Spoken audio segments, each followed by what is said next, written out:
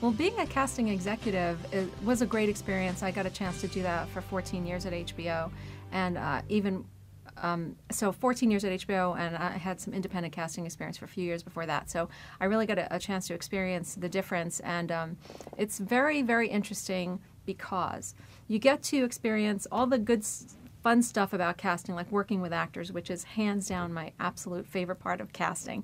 I didn't get to do as much of it while I was an executive as I would have liked, but I still got a chance to do that. But what was really interesting is you get a chance to really experience filmmaking from the seed of the idea in somebody's head all the way to the premiere.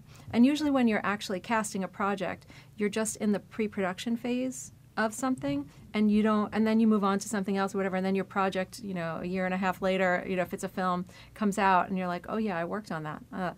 But this, with this, I got a chance to really understand what goes into getting a film made and how important it is for the studio, what it is they're trying to achieve with a film. Whereas when you're working hands-on casting, you're really looking at putting the pieces of the puzzle together, putting the right actors in the right parts, and that's a component of being an executive.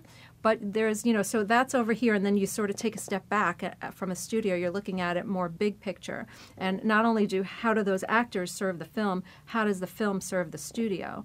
And so as a casting executive, you have to be able to channel both of those things and put them together. So it's our responsibility to be able to look and make sure the cast is serving the film and that the film serves the studio. So for actors, what I could say to you, when you get to know casting executives and you take their workshops or you meet them or whatever, just know that they're your advocates. They want you to be good just the way the regular casting director does want you to be good. But they also are looking at a bigger picture of something. And when you meet a casting executive, you might not get as many immediate opportunities in your career the way you would if you met a casting director who is physically casting the movie, who actually has a lot of parts and they have whatever. A casting executive has more projects, but has maybe less opportunity to bring in people on a smaller scale than on a larger scale. And what I mean by that is, at an executive level, you're really looking to cast, your first thought is to cast the big leads, because that's the part that serves the studio, right? So you're looking to cast the big leads and get those things in place, and then work with the casting director to create the rest of the picture, meaning cast all the rest of the parts. And the casting director themselves are the ones that are out there auditioning you most of the time. And it's our job to kind of give suggestions and work with them and be a partner to them. But we won't have the same amount of opportunities to bring you in. Like, for example, if I bring a casting director on to cast a film, it's because I trust their vision and their taste. So I'm not going to micromanage them and say, hey, I just, here's 50 actors I want you to see for this day player part. That would be sort of encroaching upon their territory, and it would be sort of implicitly, it would be implying I don't really trust you. So you want to use, as a casting executive, you would use those moments thoughtfully when you ask a casting director to bring somebody in. When you're passionate about somebody, when you feel like maybe they're missing something, or maybe you do meet somebody in a workshop or in some situation and you ask them to be seen, but you don't do it often because that would be stepping on their toes. Does that make sense? So, so as a casting executive, you have the bigger picture in mind, and as a casting director, you have more of the hands-on day-to-day.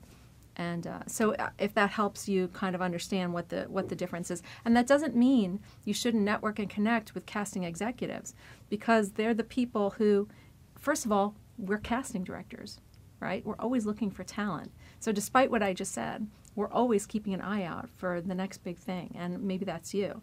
So, and here's another thing. Every single casting executive that I know, including myself, was once an independent casting director, and usually once they leave a studio, they become an independent casting director again. So these are people that you want to know regardless. That's why I said it's in the short term, meeting an online casting director, somebody who's out there auditioning, is good for you because you'll get more opportunities.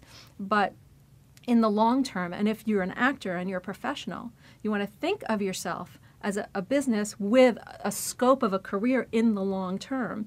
You're going to want to be creating relationships that are important in the short term and important in the long term. So you want to have the big picture thinking.